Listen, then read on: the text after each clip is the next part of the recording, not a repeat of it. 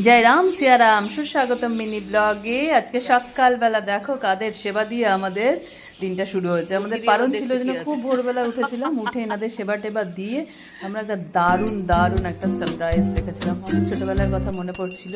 তারপরে যে সমস্ত আমাদের কাজ থাকে, পুজো অর্চনা সব করে টোরে আমরা দুপুরবেলা বেরিয়ে গেছিলাম হচ্ছে কীর্তন মহোৎসবে। কীর্তন মহোৎসবে কি কি প্রোগ্রাম ছিল সেগুলো আর আমি নিজে বলবো না, সেগুলো দেখো কি কি হয়েছিল। সূর্য পুজো ছিল, তোমরা তো